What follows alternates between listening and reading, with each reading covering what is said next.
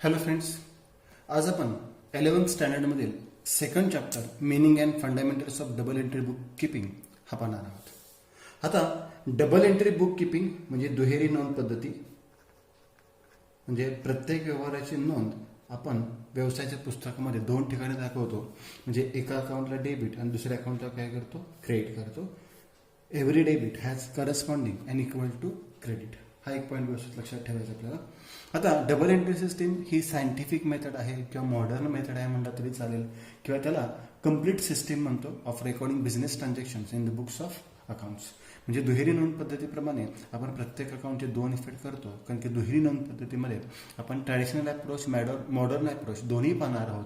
त्या ट्रॅडिशनल अप्रोचमध्ये आपल्याला golden rules अकाउंटिंगची जे माहिती असायला हवेत, पर्सनल अकाउंट, रिअल अकाउंट आणि नॉमिनल अकाउंट ते पाहायचे आहेत. आणि मॉडर्न अप्रोचमध्ये मग ॲसेट्स, लायबिलिटीज, कॅपिटल, एक्सपेन्सेस आणि इन्कम याचं जो क्लासिफिकेशन आहे ते आपल्याला पाहायचं आहे. आता डबल एंट्री ही सायंटिफिक सिस्टीम आहे आणि सिंगल एंट्री त्याच्या अगोदर एकेरी नोंद पद्धती ही अनसायंटिफिक सिस्टीम आहे. ह्या दोन्हीची आपल्याला इन्फॉर्मेशन सुरुवातीला पाहिजे आहे. तर पाहूयात या टॉपिकमध्ये आपल्याला काय पाहायचं आहे. Double entry book keeping is the most scientific modern complete system of recording all monetary transactions in the books of account.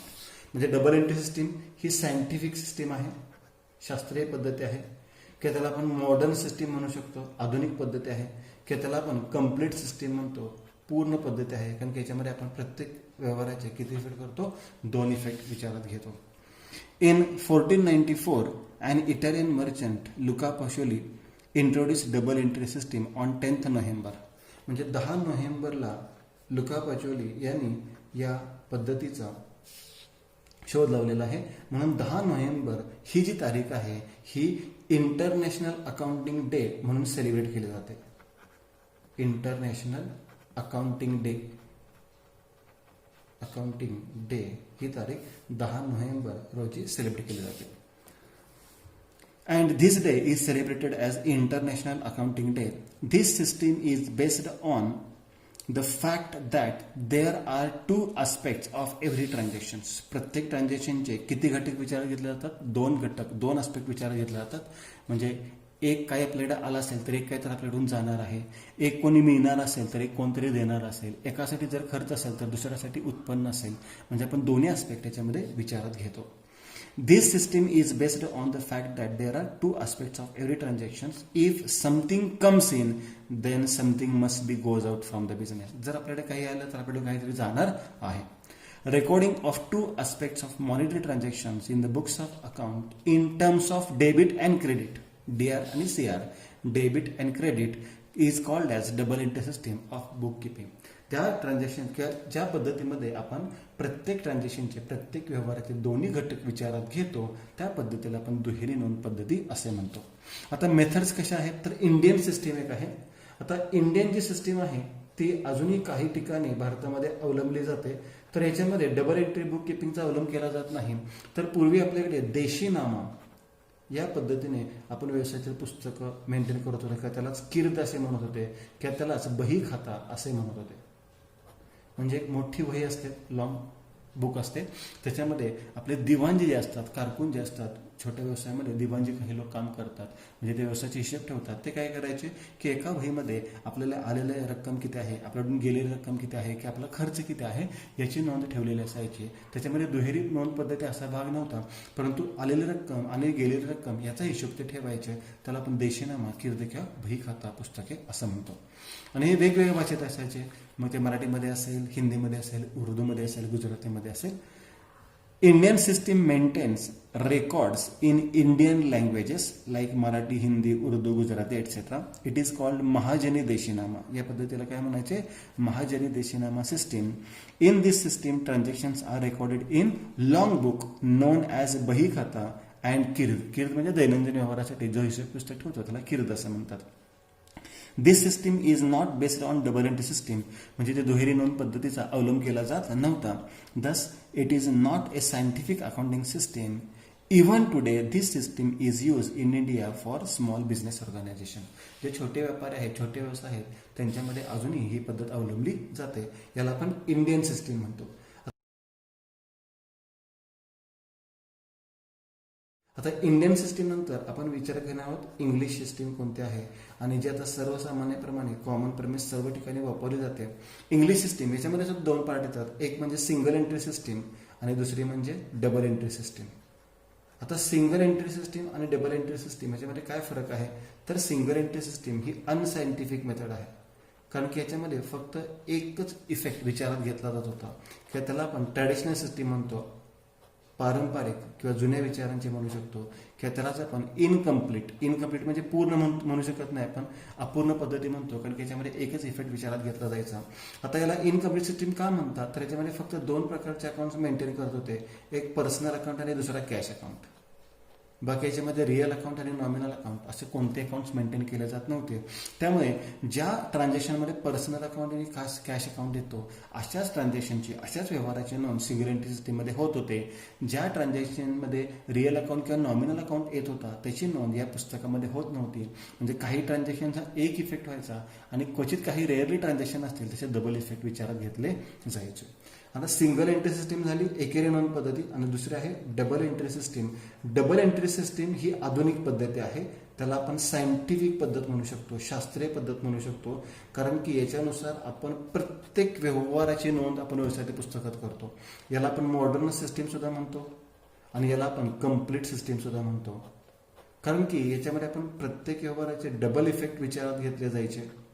त्यामुळे व्यवसायात आपण जर्नल मेंटेन करू शकतो, जर्नलचं रूपांतर आपण लेजरमध्ये करू शकतो, लेजर अकाउंट खतावणीवरून आपण ट्रायल बॅलन्स तयार करू शकतो आणि या ट्रायल बॅलन्सवरून आपण फायनल अकाउंट सुद्धा मेंटेन करू शकतो. म्हणजे व्यवसायाची खरी परिस्थिती काय आहे, व्यवसायाला नफा नुकसान झाले की नाही, म्हणजे रिझल्ट म्हणतो आपण, हे सुद्धा आपल्याला डबल एंट्री सिस्टीममध्ये लक्षात येते. सिंगल एंट्री सिस्टीममध्ये आपण फायनल अकाउंट तयार करू शकत नाही. पाहूयात मग इंग्लिश सिस्टीममध्ये सिंगल एंट्री सिस्टीम काय सांगतात. Single entry system is the unscientific, traditional and incomplete system of recording transactions. In this system, only cash account and personal account is to be maintained. याच्यामध्ये फक्त कॅश अकाउंट आणि personal account हे दोनच account maintain केले जायचे. This system does not provide accurate information about the financial position of business and it is suitable for small business. या पद्धतीमध्ये आपल्याला फायनल अकाउंट तयार करता येत नाही, त्यामुळे ही पद्धती आपल्या व्यवसायातील जे अकाउंटिंग इन्फॉर्मेशन आहे ही मिळवण्यासाठी ही पद्धती आपल्याला उपयोगी नाही. परंतु जे स्मॉल बिझनेस असतात ते बिझनेसमध्ये अजून ही पद्धत काही प्रमाणात वापरली जाते. Double entry system. Double entry system is the scientific, modern and complete system of recording transactions in the books of accounts. Under this system, twofold effects of each transaction is recorded. हा पण लक्षात ठेवा, twofold effects of each transaction is recorded. That means as per this system, every debit has equal and corresponding credit. हा एक point लक्षात ठेवायचा आहे. प्रत्येक डेबिट बाजूला दुसरी कोणती बाजू असणार आहे, क्रेडिट बाजू असणार आहे. म्हणजे एका अकाउंटला डेबिट झालं की दुसऱ्या अकाउंटला काय होणार आहे, क्रेडिट होणार आहे. म्हणून याला आपण कोणती सिस्टीम म्हणतो, डबल एंट्री सिस्टीम. आता हे डेफिनेशन आहे, हे डेफिनेशन तुम्ही वाचून फक्त ठेवा, अगदी पाठ करण्याची गरज नाही. Every business transaction has twofold effects and that it affects in the opposite direction, and if a complete record is to be made of each such transaction, it would be necessary to debit one account and credit another account. म्हणजे opposite डिरेक्शनने accounts आपण तयार करतो. समजा आपण माल खरेदी केला तर रोखीने माल खरेदी केला असेल तर काय येणार आपल्याकडे, माल येणार आणि रक्कम पण येणार का, नाही, तर रक्कम अपोजिट डिरेक्शनला जाणार, म्हणजे रक्कम आपल्याकडून जाणार. म्हणजे एका अकाउंटला डेबिट झालं की दुसऱ्या अकाउंटला काय होणार आहे, क्रेडिट होणार आहे. म्हणजे आपण दोन्ही इफेक्ट विचारात घेतो आणि ते सुद्धा कसे घेतो, अपोजिट डिरेक्शने विचारात घेतो. त्याला आपण काय म्हणतो, डबल एंट्री सिस्टीम असं म्हणतो. आता याच्यामध्ये ऍडव्हान्टेजेस काय आहेत, सिंपल ऍडव्हान्टेजेस. डबल एंट्रीमध्ये आपल्याला व्यवसायातील सर्व रेकॉर्ड्स पाहायला मिळतील, कोणताही अकाउंट याच्यामध्ये स्किप होत नाही, सर्व रेकॉर्ड्स आपल्याला याच्यामध्ये पाहायला मिळतील. त्याच्यानंतर आपल्याला कम्प्लीट ॲक्युरेसी मिळेल, कारण की याच्यामध्ये कोणताही व्यवहार शिल्लक राहत नाही. त्यामुळे सर्व व्यवहाराची नोंद केल्यामुळे आपल्या व्यवसायातील शिल्लक किती आहे, व्यवसायातील नफा नुकसान किती आहे, ह्याची सर्व इन्फॉर्मेशन आपल्याला डबल एंट्रीमध्ये मिळणार आहे. सर्व खात्यांचे आपण वेगवेगळे अकाउंट तयार करणार आहोत, म्हणजे व्यवसायाचे रिझल्ट सुद्धा आपल्याला चांगल्याच पद्धतीने मिळतील आणि हे सर्व ठिकाणी वापरले जाते ही पद्धती. त्यामुळे ही वाईडली ॲक्सेप्टेड आहे, सर्व ठिकाणी ही पद्धत वापरली जाते. त्यामुळे आपल्या अकाउंटिंग आहेत हे अकाउंटिंग कोणत्याही क्षेत्रामध्ये गेल्यानंतर सर्वांना समजते. It is a scientific method and records both the aspects of each transaction. प्रत्येक ट्रान्झॅक्शनचे किती इफेक्ट करतो आपण? 2 effect. That means all business transactions are recorded. म्हणजे प्रत्येक व्यवहाराची नोंद डबल एंट्रीमध्ये होणारच आहे. It gives complete accuracy in accounting work because both aspects of transactions are recorded. ह्याच्यामध्ये आपल्याला अॅक्युरेसी सुद्धा मिळणार आहे, कारण की प्रत्येक व्यवहाराची नोंद आपण व्यवसायाच्या पुस्तकात करणार आहे. All expenses, losses, incomes, gains, asset, liability, debtors, credits, all this transactions are recorded. म्हणजे खर्च असेल, नुकसान असेल, उत्पन्न असेल, नफा असेल, मालमत्ता असेल, देणे असेल, येणे रक्कम असेल, देणे रक्कम असेल, सर्व व्यवहारांची नोंद आपण या पुस्तकामध्ये करतो. And therefore it help to find out accurate business result. मग व्यवसायातील नफा नुकसान आपल्याला शोधण्यासाठी मदत होते. It is widely accepted since it follows universal accounting principles. जे अकाउंटिंग युनिव्हर्सल प्रिन्सिपल्स आहेत ते याच्यामध्ये फॉलो केलं जातात डबल एंट्री सिस्टीममध्ये. त्यामुळे सर्व ठिकाणी हीच पद्धती वापरली जाते. आता याच्यानंतर आहे क्लासिफिकेशन ऑफ अकाउंट. आता क्लासिफिकेशन ऑफ अकाउंट हा सर्वात महत्वाचा पार्ट आहे. आता क्लासिफिकेशन पर्सनल आणि इम्पर्सनल मध्ये केलं जातं. पर्सनल आणि इम्पर्सनल अकाउंट लक्षात घ्या. पर्सनल आणि इम्पर्सनल अकाउंट. आता इम्पर्सनल अकाउंट म्हणलं नाही तरी चालेल, ह्याच्यासाठी मी रिअल नॉमिनल म्हणलं तरी चालेल. पर्सनल अकाउंट हा व्यक्ती, संस्था, शाळा, बँक काही असेल नावाशी संबंधित असतो. कशाचंही नाव आलं की कोणता अकाउंट येणार आहे? पर्सनल अकाउंट येणार आहे. ठीक आहे. इम्पर्सनल अकाउंट नावाशी संबंधित येत नाही, तर त्याच्यामध्ये 2 पार्ट पडतात. एक रिअल अकाउंट आणि दुसरं आहे नॉमिनल अकाउंट. रिअल अकाउंट आणि कोणतं अकाउंट आहे? नॉमिनल. तर रिअल अकाउंट कशा संदर्भात येतो? तर व्यवसायातील सर्व प्रकारच्या मालमत्ता, मग टँजेबल असेट असू दे, इनटँजेबल असेट असू देत, म्हणजे डोळ्याला दिसणाऱ्या दृश्य स्वरूपाच्या असू देत किंवा डोळ्याला न दिसणाऱ्या म्हणजे अदृश्य स्वरूपाच्या मालमत्ता असू देत, सर्व मालमत्ता रिअल अकाउंटमध्ये येतात. नॉमिनल अकाउंटमध्ये काय येतात? तर व्यवसायाचे सर्व खर्च, उत्पन्न, नफा आणि नुकसान हे नॉमिनल अकाउंटमध्ये येतात. आणि ही ट्रॅडिशनल मेथड आहे, ट्रॅडिशनल अप्रोच आहे. पण हा अप्रोच खूप महत्त्वाचा आहे, त्याच्यावरून तुमचा अकाउंटिंगचा सर्व बेस क्लिअर होऊन जातो. आता पर्सनल अकाउंटमध्ये सुद्धा आता व्यक्ती ज्या असतात त्या नॅचरल ह्युमन बिईंग म्हणतो आपण, म्हणजे सर्वसामान्य व्यक्ती, म्हणजे नॅचरल पर्सन म्हणू शकतो त्याला आपण. नॅचरल पर्सन असेल किंवा आर्टिफिशियल पर्सन असेल, कृत्रिमरित्या तयार झालेली व्यक्ती किंवा कायद्याने तयार झालेली व्यक्ती असेल, किंवा रिप्रेझेंटेटिव्ह ऑफ पर्सनल अकाउंट असेल. रिप्रेझेंटेटिव्ह ऑफ पर्सनल अकाउंट असेल. बरोबर. आता नॅचरल पर्सन मध्ये मग कोणी येतील? गणेश, रमेश, सुरेश, राधा, सुधा, वसुधा, सीता, गीता. बरोबर. मग गणेश अकाउंट येईल, अमित अकाउंट येईल, रमेश अकाउंट येईल, राजू अकाउंट येईल, अनिता अकाउंट येईल, सुनीता अकाउंट येईल, वनिता अकाउंट येईल. असे सर्व व्यक्तींची नावं नॅचरल पर्सनमध्ये येतील. आर्टिफिशियल पर्सन म्हणजे काय येणार? ABC लिमिटेड कंपनी असेल, म्हणजे कुठलीही company, state bank of India असेल, बरोबर, PMC असेल, पुणे म्युनिसिपल कॉर्पोरेशन, MSCB असेल, महाराष्ट्र गव्हर्नमेंट असेल, म्हणजे आर्टिफिशियल पर्सनमध्ये येणार. कराड नगरपालिका असेल. बरोबर. त्याच्यानंतर रिप्रेझेंटेटिव्हमध्ये काय येणार? आउटस्टँडिंग एक्सपेन्सेस, म्हणजे खर्चाची रक्कम आपण देणे असतो. मग आउटस्टँडिंग एक्सपेन्सेस असतील, प्रीपेड एक्सपेन्सेस असतील, कारण की खर्चाची रक्कम देणे किंवा येणे व्यक्तीलाच असणार ना. मग एक्सपेन्सेस आउटस्टँडिंग किंवा प्रीपेड असतील, किंवा आउटस्टँडिंग इन्कम असेल, किंवा ॲडव्हान्स इन्कम असेल. हे जे उत्पन्न किंवा खर्च, पण याला कोणता शब्द जोड पाहिजे? आउटस्टँडिंग प्रीपेड, आउटस्टँडिंग ॲडव्हान्स किंवा प्री रिसिव्ह असे शब्द असतील, तर या सर्वांची नोंद कशामध्ये होते? Personal account. म्हणजे पर्सनल अकाउंटमध्ये नावं येतील, त्याच्यानंतर वेगवेगळ्या कंपन्याचे नाव येतील, दुकानचं नाव येईल, बँकेचं नाव येईल, शाळेचं नाव येईल, हॉस्पिटलचं नाव येईल. बरोबर. आणि representative person, outstanding expenses, prepaid expenses, outstanding income आणि ॲडव्हान्स इन्कम, असे याला कोणता अकाउंट म्हणतो आपण? Personal account. रिअल अकाउंटमध्ये सर्व प्रकारच्या मालमत्ता, म्हणजे टँजेबल असू देत, इनटँजेबल असू देत. मग टँजेबल असेल कोणकोणते असतात? बिल्डिंग असेल, मशिनरी असेल, फर्निचर असेल, त्याच्यानंतर मोटर कार असेल, व्हेकल असेल, स्टॉक असेल, गुड्स असेल, कॅश असेल. बरोबर. या सर्व मालमत्ता आहेत. इनटँजेबल असेल कोणकोणते असतात? नावलौकिक, गुडविल असेल, पेटंट्स हक्क असतील, राईट्स असतील, पेटंट्स अँड राईट्स म्हणतो हक्क अधिकार, कॉपीराईट्स असतील, ट्रेडमार्क असेल. बरोबर. कॉपीराईट्स किंवा ट्रेडमार्क या कशामध्ये येतात? इनटँजेबल असेटमध्ये येतात. ह्या सर्व मालमत्ता झाल्या. आणि खर्च उत्पन्न, मग त्याच्यामध्ये सॅलरी असेल, रेंट असेल, कमिशन असेल, डिस्काउंट असेल, इन्शुरन्स असेल, ॲडव्हर्टाइजमेंट असेल, डिव्हिडंड असेल, हे सर्व कशामध्ये येणार आहे? खर्च उत्पन्नामध्ये. मग ह्याची लिस्ट तुम्हाला व्यवस्थित लक्षात ठेवायची आहे. मग नॅचरल पर्सनमध्ये कोण येतात? गणेश, अमित, राधा, सूर्य, एक्झाम्पल तुम्हाला सांगितलं. आर्टिफिशियलमध्ये ABC company, SBI, PMC, MSCB, Maharashtra government. त्याच्यानंतर कोणत्याही हॉस्पिटलचं नाव आलं, कशाचं नाव आलं की पर्सनल अकाउंटमध्ये, किंवा हे आउटस्टँडिंग, प्रिपेड, आउटस्टँडिंग, ॲडव्हान्स, एवढ्या आयटम लक्षात ठेवा. किंवा अगदी थोडक्यात लक्षात ठेवायला लागेल, व्यक्ती, संस्था, शाळा, बँक कशाचंही नाव आलं की नावाशी संबंधित कोणता अकाउंट येतो? Personal account. रिअलमध्ये टँजेबल आणि इनटेंजेबल असेल, building, machinery, furniture, cash, computer, car, हे टँजेबल असेल. इनटँजेबल फक्त लक्षात ठेवा, गुडविल, पेटंट्स, कॉपीराइट्स, बरोबर.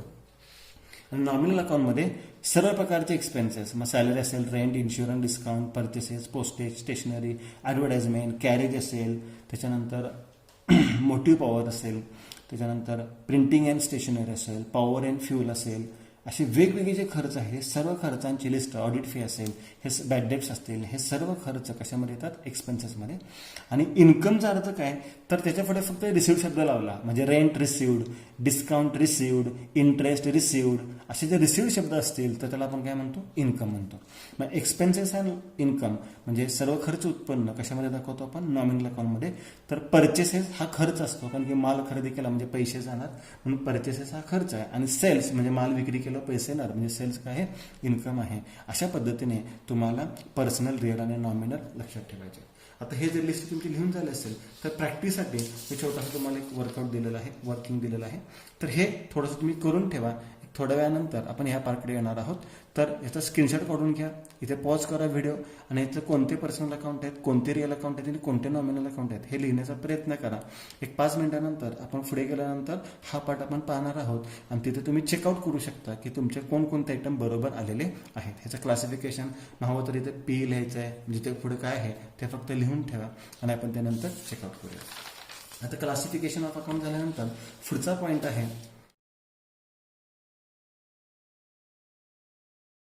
Golden rules of debit and credit, त्याला ट्रॅडिशनल अप्रोच म्हणतो. आता हे जे गोल्डन रूल्स आहेत हे रूल्स खूप महत्त्वाचे आहेत आणि हे रूल्स तुम्हाला पाठच करून ठेवायचे आहेत. हे गोल्डन रूल्स जोपर्यंत तुम्ही अकाउंटिंग करताय तोपर्यंत तुम्हाला हे माहिती असणं आवश्यक आहे, आणि पूर्ण अकाउंटिंगचा बेस, कोर म्हणू शकतो आपण, या गोल्डन रूल्समध्ये आहे. आता गोल्डन रूल्समध्ये कोणकोणते येतात? तर पर्सनल अकाउंट, बरोबर, रिअल अकाउंट आणि नॉमिनल अकाउंट. पर्सनल, रिअल आणि नॉमिनल हा एक पार्ट एकदम परफेक्ट करून ठेवा. याचं प्रॅक्टिस आपण करणार आहोत. एक लक्षात घ्या, पर्सनल अकाउंट हा नावाशी संबंधित असतो. कशाचंही नाव आलं, इव्हन अगदी पान टपरीचं नाव जरी असेल, चहा टपरीचं नाव जरी असेल, तर तो कोणता अकाउंट आला? पर्सनल अकाउंट आहे. मग अगदी एखाद्या सरकारचं, गव्हर्नमेंट, स्टेट गव्हर्नमेंट असेल तर गव्हर्नमेंटच्या नावापासून अगदी पान टपरीचं नाव असेल तर तिथेपर्यंत आपला कोणता अकाउंट आलेला आहे? Personal account. त्याच्यानंतर रिअल अकाउंट कशा संदर्भात असतो? मालमत्तेशी संबंधित, मालमत्ता संबंधित. मग मालमत्ता असेल, माल असेल, रोख रक्कम असेल, तिथे रिअल अकाउंट. आणि नॉमिनल अकाउंट कशा संदर्भात असतो? खर्च, उत्पन्न, नफा, नुकसान, खर्च, उत्पन्न, नफा आणि नुकसान इत्यादीशी संबंधित कोणता अकाउंट असतो? नॉमिनल अकाउंट असतो. तर पर्सनल अकाउंटचा नियम काय आहे? तर डेबिट द रिसिव्हर, रिसिव्हर म्हणजे मिळणारा, रिसिव्हरचा अर्थ काय? मिळणारा. म्हणजे जर कोणी मिळणार असेल तर त्याला डेबिट करा, मिळणारा, रिसिव्हर. आणि त्याच्या उलट क्रेडिट द गिव्हर, जो कोणी देणार असेल, गिव्ह म्हणजे देणे आणि गिव्हर म्हणजे देणारा, तर त्याला काय करायचं आहे? क्रेडिट करायचं आहे. रिअल अकाउंटचा नियम काय आहे? Debit what comes in, debit what comes in, जे आपल्याकडे येणार आहे, बरोबर, जे काय आपल्याकडे येईल त्याला डेबिट करायचं आहे. येणार असेल किंवा येईल त्याला डेबिट करा. आणि त्याच्या उलट काय येणार आहे? क्रेडिट व्हॉट गोज आउट, जे आपल्याकडून जाणार आहे, जे आपल्याकडून जाणार आहे किंवा जे आपल्याकडे जाईल त्याला आपल्याला काय करायचं आहे? क्रेडिट करायचं आहे. आणि याच्यानंतर नॉमिनल अकाउंट, नॉमिनल अकाउंटचा नियम काय आहे? Debit all expenses and losses, debit all expenses and losses, खर्च आणि नुकसान एकाच बाजूला असतं, खर्च, नुकसान डेबिट साईडला घेतो आपण.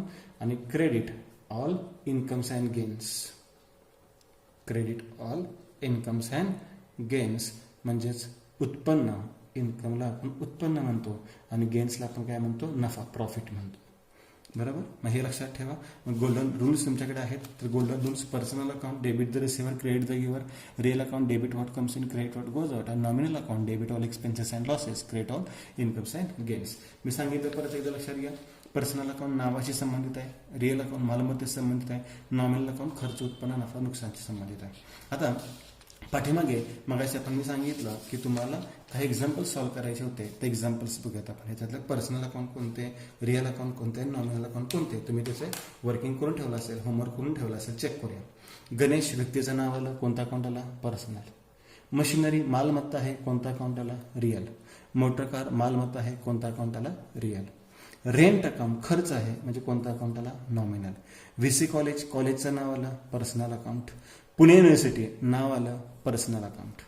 गुडविल अकाउंट, आता ही मालमत्ता आहे, बरोबर आहे, म्हणजे रिअल अकाउंट, इंटेंजिबल असेट आहे. बिल्डिंग ही सुद्धा मालमत्ता आहे, रिअल अकाउंट. कॅश ही सुद्धा मालमत्ता आहे, real account. State bank of India, बँकेचं नाव आलं, personal account. MSEB, Maharashtra state electricity board, म्हणजेच इलेक्ट्रिसिटी बोर्डचं नाव आलं की पर्सनल अकाउंट. इन्शुरन्स प्रीमियम म्हणजे हप्ता आहे आपला, हा कोणता आला, नॉमिनल अकाउंट, कारण की खर्च झाला. LIC, लाईफ इन्शुरन्स कॉर्पोरेशन, म्हणजे काय झाली, कंपनी झाली. मग कंपनीचं नाव आलं की कोणता अकाउंट येणार आहे, पर्सनल अकाउंट. पेटेंट्स म्हणजे मालमत्ता आहे आपली, रिअल अकाउंट. फर्निचर ही सुद्धा मालमत्ता आहे, real account. AK furniture mart account म्हणजे दुकानचं नाव आलं, बरोबर, दुकानचं नाव आलं की कोणतं account, personal account. Mobile account मालमत्ता आहे, रिअल अकाउंट. सॅमसंग कंपनी, कंपनीचं नाव आलं, कोणतं अकाउंट आलं, personal account. TV television real अकाउंटच आहे, कारण की टीव्ही म्हणजे मालमत्ता आहे. मोबाईल बिल म्हणजे आपल्याला महिन्याचं मोबाईल बिल येतं, 200, 300, 400, 500, तर आपला खर्च येतो, म्हणजे कोणता अकाउंट आला, नॉमिनल अकाउंट. सॅलरी पगार खर्च आहे, नॉमिनल अकाउंट. वेजेस खर्च आहे, नॉमिनल अकाउंट. आउटस्टँडिंग वेजेस लक्षात घ्या, आउटस्टँडिंग, प्रीपेड, प्री रिसिव्ड, त्याला ऍडव्हान्स म्हणतो आपण, तर त्याला आपण पर्सनल अकाउंट म्हणतो, कारण की हा रिप्रेझेंटेटिव्ह पर्सन असतो. कमिशन रिसिव्ड मिळालेलं आहे, नॉमिनल अकाउंट. उत्पन्न झालं, रिसिव्ड म्हणजे उत्पन्न. प्री रिसिव्ड असेल तर पर्सनल अकाउंट, लक्षात घ्या, त्यात कन्फ्युजन नको. पेड आणि रिसिव्ड असेल तर नॉमिनल अकाउंट. राम ट्रेडर्स नाव आलं कंपनी दुकानचं, पर्सनल अकाउंट. कृष्णा हॉस्पिटलचं नाव आलं, personal account. Radha account, personal account. Omkar class account, personal account. Tirupati Balaji trust account, personal account. Pune municipal corporation, personal account. कशाचं नावाला मी सांगितले की कोणता अकाउंट येतो, personal account. Government of Maharashtra, personal account. Carriage म्हणजे वाहतूक खर्च, नॉमिनल अकाउंट. इंटरेस्ट म्हणजे व्याज खर्च आहे, nominal account. Loss by fire नुकसान आहे, नॉमिनल अकाउंट.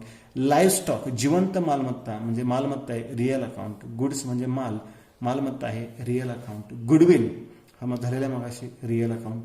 महेश कंपनी नाव आलं, पर्सनल अकाउंट. आणि श्याम किराणा स्टोअर्स नाव आलं की कोणता अकाउंट आला, पर्सनल अकाउंट. मग याचं प्रॅक्टिस तुमचं चांगल्या पद्धतीने झालं पाहिजे, तर तुम्हाला जे गोल्डन रूल्स आहेत त्याप्रमाणे एंट्रीज करता येतील किंवा करता येणं शक्य आहे. आता याच्यानंतर आपण मॉडर्न अप्रोच पाहणारच आहोत, पण त्या मॉडर्न अप्रोचपैकी सुरू करण्यापूर्वी ट्रॅडिशनल अप्रोच आणि मॉडर्न अप्रोच याच्यामध्ये मुलांनी कन्फ्युजन अजिबात करायचं नाही, कारण की याच्यामध्ये जर तुम्ही कन्फ्युजन केलं तर तुम्हाला एक्झाम्पल पटकन लक्षात येणार नाही. आपण ट्रॅडिशनल अप्रोच एक्झाम्पल पाहणार आहोत आणि मॉडर्न अप्रोच सुद्धा एक्झाम्पल पाहणार आहोत. तुम्हाला अप्रोच कोणताही लक्षात ठेवा, फक्त तुम्हाला accounting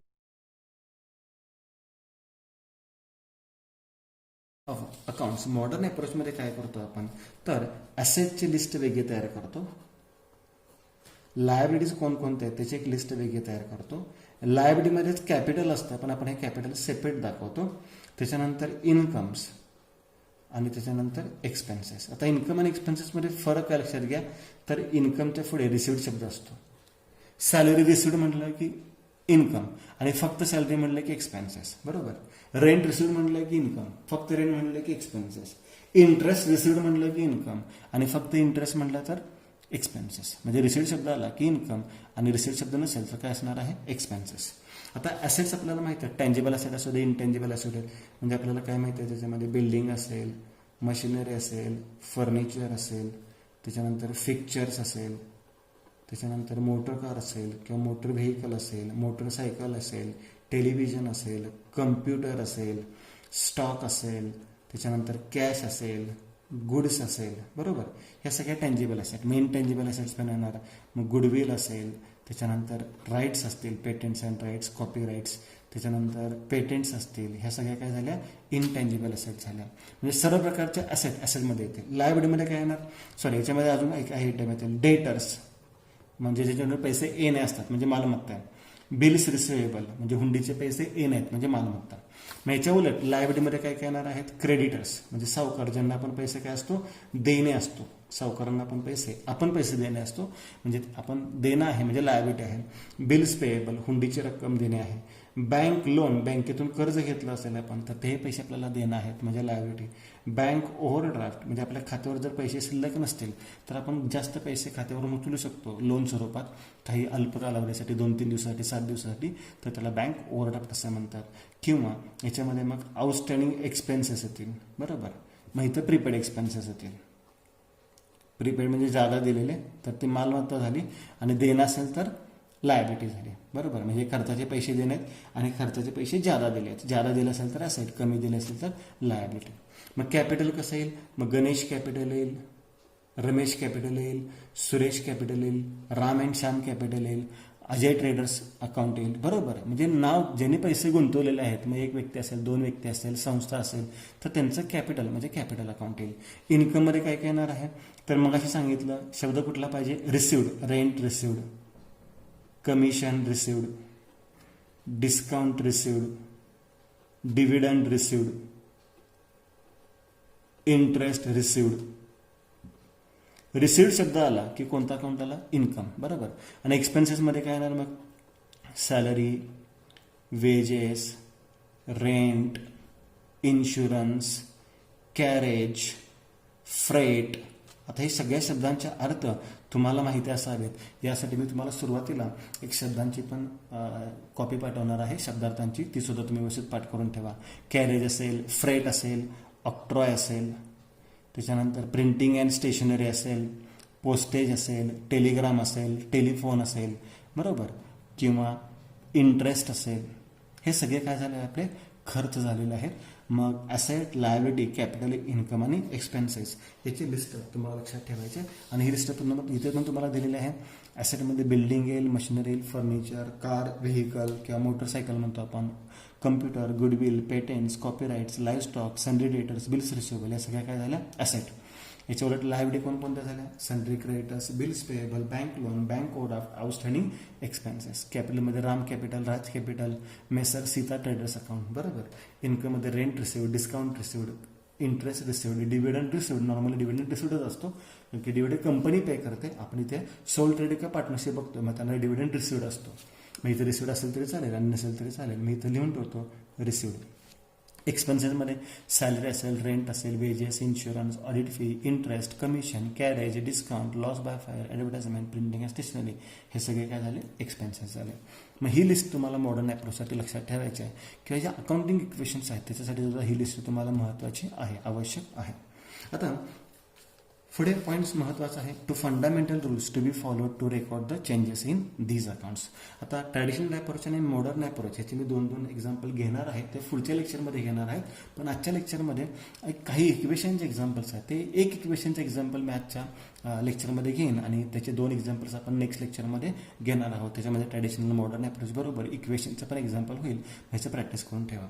2 fundamental rules to be followed to record the changes in these accounts. हे कोणते रूल्स आहेत, for recording changes in assets, expenses and losses. आता ॲसेटचा बॅलन्स डेबिट असतो, एक्सपेन्सेसचा बॅलन्स डेबिट असतो आणि लॉसेसचा पण बॅलन्स डेबिट असतो. Debit all expenses and losses आणि डेबिट व्हॉट कम्स इन. मग ॲसेटमध्ये इन्क्रीज झालं तर डेबिट करा, ॲसेट इन्क्रीज झाली तर काय करा, डेबिट करा. म्हणजे प्लस असेल तर डेबिट करा. डिक्रीज झाली, कमी झाली तर काय करा, क्रेडिट करा. डिक्रीज झाली, कमी झाली म्हणजे काय करा, क्रेडिट करा. म्हणजे ॲसेट वाढली की डेबिट आणि ॲसेट कमी झाली की credit. For recording changes in liability capital. Liability म्हणजेच कॅपिटल आहे, बरोबर. कॅपिटल आपली लायबिलिटी आहे. मी तुम्हाला सुरुवातीलाच टर्मिनॉलॉजी सांगितलेलं आहे की आपण जे भांडवल गुंतवतो ते आपल्यासाठी जरी गुंतवणूक असेल तरी व्यवसायासाठी ते देणं आहे. मग कॅपिटल आणि लायबिलिटी एकच आहे. आणि इन्कम गेन म्हणजे नफा आणि उत्पन्न, बरोबर. इन्कमला उत्पन्न म्हणतो, गेनला आपण काय म्हणतो, नफा म्हणतो. मग एकच पॉईंट आहे ते. तर इन्क्रीज इन लायबिलिटी असेल, कॅपिटल इन्कम गेन असेल, म्हणजे आपलं उत्पन्न वाढलं असेल, आपलं देणं वाढलं असेल तर इन्क्रीज असेल तर क्रेडिट करा, ह्याच्या उलट आहे. आणि डिक्रीज असेल तर काय करा, डेबिट करा. म्हणजे लायबिलिटी असेल किंवा इन्कम असेल, इन्क्रीज झालं की क्रेडिट करायचं आणि डिक्रीज झाले की काय करायचं आहे, डेबिट करायचं. हा एक रूल तुम्हाला व्यवस्थित लक्षात ठेवायचा आहे आणि हा मॉडर्न अप्रोचसाठी आपल्याला महत्त्वाचा आहे, तेव्हा मी तुम्हाला एक्सप्लेन करून सांगेन. आता महत्त्वाचा पार्ट याच्यामधला जो शेवटचा आहे तो अकाउंटिंग इक्वेशनचा. तर ते इक्वेशनचे एक एक्झाम्पल मी ते सॉल्व्ह करून दिले, पण हे प्रॅक्टिकली सॉल्व्ह करून दिले तुम्हाला मी डिटेलमध्ये सांगणार आहेच आता. Accounting equation signifies that the assets of the business are always equal to the total of its liabilities and capital. म्हणजे ॲसेटची बेरीज आणि कॅपिटल आणि लायबिलिटीची बेरीज सेमच असते. म्हणजेच काय, asset is equal to liabilities plus capital, की capital is equal to asset minus liability. हे capital is equal to asset minus liability हे डेफिनेशनमध्ये आपण टर्मिनॉलॉजीमध्ये पाहिलेलं आहे. Capital means an excess of asset over liability is called as capital. म्हणजे capital बरोबर काय, ॲसेट वजा लायबिलिटी. आता हे लायबिलिटी इकडे मायनस इकडे गेला काय होणार प्लस, म्हणजे कॅपिटल प्लस लायबिलिटी बरोबर काय ॲसेट, म्हणजे ॲसेट बरोबर लायबिलिटी प्लस कॅपिटल. हे इक्वेशन आहे. या इक्वेशननुसार आपल्याला हे एक्झाम्पल सॉल्व्ह करायचं आहे. आता एक्झाम्पल सॉल्व्ह करण्यासाठी मी थोडंसं काय करतो की हा जो पार्ट आहे तो एक्झाम्पलचा तुम्ही जरा झाकून ठेवतो, म्हणजे तुम्हाला पटकन लक्षात येईल. आता इथे मांडणी फक्त तुम्हाला कळावी म्हणून मी अगदी प्रिंटेड दिलेलं आहे, पण एक्झाम्पल आपण सॉल्व्ह करणार आहोत. एका पेजवर आपण एक्झाम्पल सॉल्व्ह करूया. तोपर्यंत हे एक्झाम्पल पटकन लिहून घ्या आणि आपण हे एक्झाम्पल काय करूया, सर्वांनी मिळून सॉल्व्ह करूयात. चला, तर तुम्ही तयार असाल आता, एक्झाम्पल लिहून घेतलं असेल तुम्ही. मी वर्किंग नोटसाठी इकडे पेज घेतलेला आहे, इथे मी तुम्हाला मराठीमध्ये अर्थ लिहून देईल आणि इकडे asset is equal to liability plus capital ते वर्किंग नोट करून देईल. Ganesh started business with cash rupees 1,20,000. गणेशने व्यवसायामध्ये 1,00,000 रुपये गुंतवणूक केली. तर व्यवसायामध्ये काय आलेलं आहे, रक्कम आलेली आहे 1,20,000. रक्कम आली म्हणजे आपली काय झाली, मालमत्ता वाढली आणि मालमत्ता वाढलेलीच आहे. आता ही रक्कम व्यवसायासाठी काय आहे, देणं आहे, म्हणजे आपली काय वाढलेली आहे, लायबिलिटी वाढली. पण आपण लायबिलिटी वेगळी दाखवतो आणि कॅपिटल वेगळं दाखवतो. तर ही रक्कम व्यवसायामध्ये आलेली आहे म्हणजे व्यवसायाचं आपलं काय झालेलं आहे, कॅपिटल आहे 1,20,000 रुपये. म्हणजे इथे ॲसेट वाढलेले आहे आणि कॅपिटल वाढलेलं आहे. लायबिलिटी काय याच्यामध्ये काही फरक होणार नाही. म्हणजे काय करणार आपण, ॲसेट्समध्ये किती रुपये लिहिणार आहोत, 1,20,000. लायबिलिटी आहे का आपली, नाही. आणि कॅपिटल किती रुपये आहे, 1,20,000. बरोबर. म्हणजे आपली ॲसेट आहे 1,20,000 बरोबर. या दोन्हीची बेरीज किती आहे, 1,20,000 आहे. इथे प्लस चिन्ह आलं. म्हणजे जेवढे ॲसेट आहे तेवढीच काय आहे, कॅपिटल आहे. कारण की ॲसेट वाढली का, तर व्यवसायामध्ये रोख रक्कम आली. रोख रक्कम म्हणजे कॅश. कॅश म्हणजे काय, आपली ॲसेट आहे आणि हे कॅपिटल आहे. Ganesh started business with cash म्हणजे गणेशने केलेली गुंतवणूक त्याला आपण कॅपिटल म्हणतो. ते 1,20,000 आहे. झालं. आता हे पहिली ट्रान्झॅक्शन. नॉर्मली पहिली ट्रान्झॅक्शन अशीच असणार आहे तुमची, शक्यतो त्याच्यामध्ये काय बदल होणार नाही. Bought goods. बॉट म्हणजे खरेदी करणे. काय खरेदी केलेलं आहे, माल. म्हणजे आपण काय म्हणूयात, माल आला. बरोबर. माल आला म्हणजे माल वाढणार आपला. आता माल म्हणजे गुड्स म्हणजे काय, आपली ॲसेट आहे म्हणजे ॲसेट वाढणार आहे. किती रुपयाने ॲसेट वाढणार आहे, 40,000 रुपयाने. पुढे काय सांगितले, फॉर कॅश. आता इथं ऑन क्रेडिट असं तर फर्स्ट पॉईंट वेगळा होता. फॉर कॅश आहे. फॉर कॅश म्हणजे काय, रोखीने म्हणजे आपल्याकडून काय जाणार आहे, रोख रक्कम जाणार. म्हणजे पैसे जाणार आपल्याकडून, म्हणजे पैसे आपल्याकडून काय होणार, कमी होणार. आणि रोख रक्कम ही सुद्धा काय आपली ॲसेटच आहे. म्हणजे ह्याच्यामध्ये लायबिलिटी कॅपिटलमध्ये काही फरक पडला नाही. माल आला म्हणजे मालमत्ता येणार आणि कॅश जाणार म्हणजे मालमत्ता जाणार. म्हणजे माल आला किती रुपयाचा, 40,000चा आणि रोख रक्कम गेली किती रुपयाची, 40,000 रुपयाचीच. म्हणजे मालच आला आणि मालमत्ताच आली आणि मालमत्ताच गेली. म्हणजे यात काही फरक पडणार नाहीये. हे किती रुपये राहणार, 1,20,000 रुपयेच राहणार. याच्यामध्ये कुठेही काय बदल होणार नाही.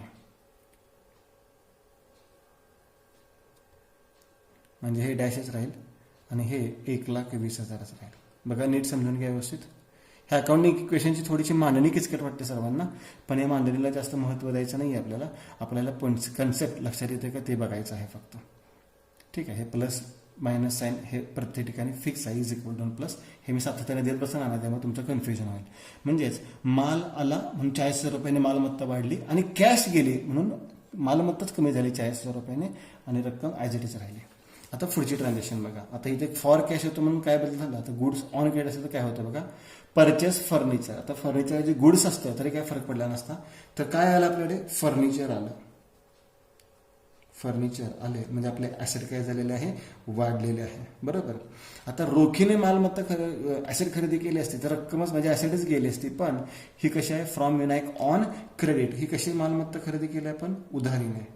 आता उधारीने खरेदी केल्यानंतर आपले ॲसेट नाही कमी होणार, कारण की कॅश जाणारच नाही. तर उधारीने खरेदी केली, कोणाकडून उधारीने खरेदी करतो आपण, सावकाराकडून. सावकार म्हणजेच क्रेडिटर, आणि क्रेडिट हे आपले काय आहे, लायबिलिटी आहे, म्हणजे आपलं देणं वाढणार आहे. तर किती रुपयाचे फर्निचर खरेदी केलं, 24,000 रुपयाचं, म्हणजे 24,000चं फर्निचर म्हणजे ॲसेट वाढली, आपली बेरीज किती झाली, 1,44,000.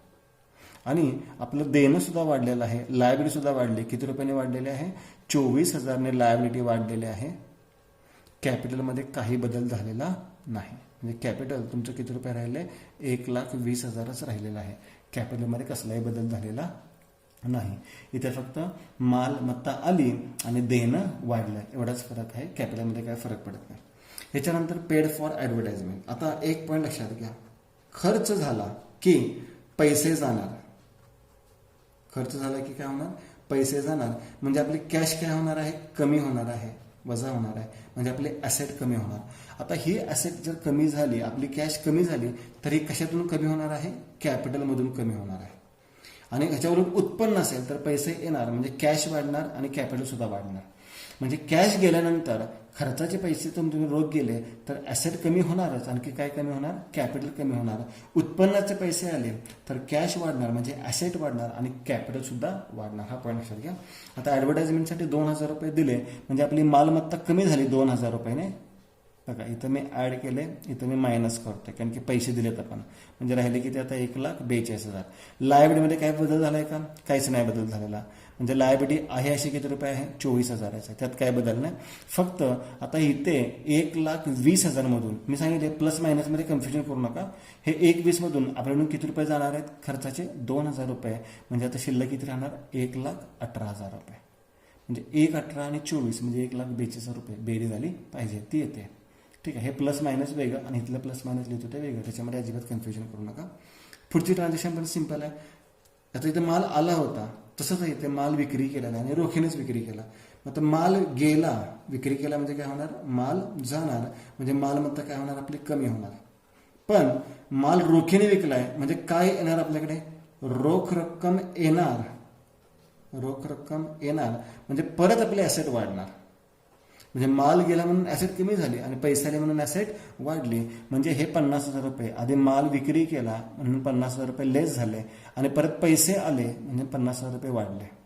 म्हणजे इथे काही बदल झालेला नाही. 1,42,000 आणि इकडचे व्हॅल्यूज याच्यामध्ये सुद्धा कोणताही बदल झालेला नाही, कोणताच बदल झालेला नाही आहे. त्यामुळे ह्या व्हॅल्यू सुद्धा आहे असेच राहिल्या, 24,000 24,000 असेच राहिले आणि हे 1,18,000 असेच राहिलेले आहेत. म्हणजे 1,18 आणि 24 म्हणजे 1,42,000. आता हे जर उधारीने व्यवहार झाला असता तर काय फरक पडला असता ते तुम्हाला खाली कळणारच आहे. आता त्याच्यानंतर काय, इंटरेस्ट रिसिव्ड, उत्पन्न. रिसिव्ड म्हणजे काय आलं, उत्पन्न. पैसे येणार म्हणून ॲसेटमध्ये प्लस होणार आणि कॅपिटलमध्ये सुद्धा प्लस होणार. लक्षात घ्या, खर्चासाठी असं आहे, उत्पन्नासाठी उलट होणार. उत्पन्नासाठी काय म्हणणार आपण, पैसे येणार, बरोबर, म्हणजे कॅश येणार आपली, त्यामुळे ॲसेटमध्ये काय होणार आहे, वाढणार आहे, ॲड. आणि कॅपिटल सुद्धा काय होणार आहे, वाढणार आहे, ॲड. दोन ठिकाणी पैसे येणार म्हणून वाढणार आहेत. तर 1,000 रुपये आपली कॅश वाढली पैसे आल्यानंतर, म्हणजे आता एकूण मालमत्ता किती रुपये झाली, 1,43,000. लायबिलिटीवर काहीच फरक पडत नाही, लायबिलिटीवर काहीच फरक पडत नाही. लायबिलिटी आहे 24,000 राहिली. पण इथे सुद्धा 1,000 रुपये आपले कॅपिटल वाढलेलं आहे. मी सांगितलं खर्चामुळे कॅपिटल कमी होतं, उत्पन्नामुळे कॅपिटल वाढतं. म्हणजे किती रुपये झालं, 1,19,000. मग 1,19,000 आणि 24,000 म्हणजे 1,43,000. आता शेवटचा पॉईंट हा महत्वाचा, मग मी एक्सप्लेन केलेला तोच, सोल्ड गुड्स. म्हणजे काय जाणार आपल्याकडून, माल गेला. सोल्ड गुड्स म्हणजे माल गेला म्हणजे आपल्या ॲसेट काय होणार आहे, कमी होणार आहे, बरोबर. आता हा माल आपण रोखीने विकलाय का उधारीने, तर उधारीने विकलाय. आता उधारीने विकल्यानंतर रोख रकमेचा काही प्रश्नच येत नाही. पण उधारीने कोणाला विकतो आपण, तर कर्जदाराला विकतो. उधारीने कोणाला विकतो आपण, कर्जदाराला. आणि कर्जदाराकडून हे पैसे येणे असते. येणे म्हणजे काय, आपली ॲसेट आहे. डेटर्स हे काय, आपली ॲसेट आहे, म्हणजे ॲसेटमध्येच ॲड होणार आहे. बघा परत एकदा रिपीट करतो मी, बॉट गुड्स फॉर कॅश दोन्ही एकाच ठिकाणी झाले. पण बॉट फर्निचर ऑन क्रेडिट वेगवेगळ्या ठिकाणी झाले. पण सोल्ड गुड्स फॉर कॅश असेल किंवा सोल्ड गुड्स ऑन क्रेडिट असेल, एकाच ठिकाणी इफेक्ट होणार आहेत. दोन्ही कुठे होणार आहेत? ॲसेटला, कारण की आपल्याकडून माल जाणार म्हणून यातूनच मालमत्ता कमी होणार. पण एने वाढणार, आपलं एने वाढणार म्हणजे मालमत्ता परत वाढणार, म्हणजे ह्याच्यामध्येच इफेक्ट होणार आहे 1,43,000. हे थोडंसं काही वेळेस तुम्हाला जर ॲसेट लायबिलिटी इन्कम एक्सपेंडिचर ह्याच्यामध्ये कन्फ्युजन असेल तर तुम्हाला याच्यामध्ये थोडी शंका राहणारच. पण जर ॲसेट लायबिलिटी इन्कम एक्सपेन्सेस हे जर पॉईंट तुमच्या लक्षात आले तर तुम्हाला समजायला सोपं जाईल. आणि पुढच्या लेक्चरमध्ये आपण ह्याचे 2 एक्झाम्पल घेणारच आहोत, त्यामुळे ह्याचा आधी प्रॅक्टिस करून ठेवा. ह्याच्यामध्ये काही शंका असतील तर ते पुढच्या लेक्चरमध्ये तुमच्या सॉर्ट आउट होऊन जातील. मग तेव्हा मी इज = प्लसचा साईन वापरणार नाही किंवा तुम्ही हे साईन वापरू नका, म्हणजे तुमच्या व्यवस्थित लक्षात येईल. तर इथे 1,43,000 चढलेले आहेत. आता ह्याच्यामध्ये काहीच फरक नाही आहे, बरोबर, म्हणजे हे 24,000 आहे असेच राहिले. याच्यामध्ये सुद्धा काहीच फरक पडलेला नाही आहे, म्हणजे हे 1,19,000 रुपये आहे असेच राहिलेले आहेत. म्हणजे टोटल बरोबर 1,43 बरोबर 24 अधिक 1,19,000. बघा आता हेच एक्झाम्पल आपण जे सॉल्व्ह केलेलं आहे तेच मी फक्त खाली तुम्हाला व्यवस्थित मांडून दिलेलं आहे. इथे तुमच्या लक्षात येईलच की हे जे कॅल्क्युलेशन आहे, फक्त कॅल्क्युलेशन तुम्हाला मी जे मांडले त्याच्यापेक्षा इथे तुम्हाला व्यवस्थित कळेल म्हणून प्रिंटिंगमध्ये दिलेलं आहे. तर थोडंसं याचं प्रॅक्टिस करा. काही पॉईंट लक्षात ठेवायचे आहेत फक्त. माल रोखीने विकला, माल रोखीने खरेदी केला तर एकाच बाजूला इफेक्ट होणार. पण माल उधारीने खरेदी केला आणि उधारीने विकला तर त्याचं थोडंसं कन्फ्युजन होण्याची शक्यता आहे, तेवढे क्लिअर करा. आणि खर्चाने उत्पन्न ह्याचे सेम पॉईंट आहेत, तेवढेच फक्त लक्षात ठेवा. आणि काही पुढे एक्झाम्पल होणार आहेत ते आपण नेक्स्ट लेक्चरमध्ये पाहणारच आहोत. तर याचा व्यवस्थित अभ्यास करा. 2 पॉईंटचे होमवर्क तुम्हाला, एक ह्याचं प्रॅक्टिस व्यवस्थित करा. आणि मगाशी मी सांगितलं पर्सनल, रिअल, नॉमिनल अकाउंटमध्ये कोणकोणते पार्ट येतात त्याचा एक चांगला अभ्यास करायचा आहे. थँक्यू.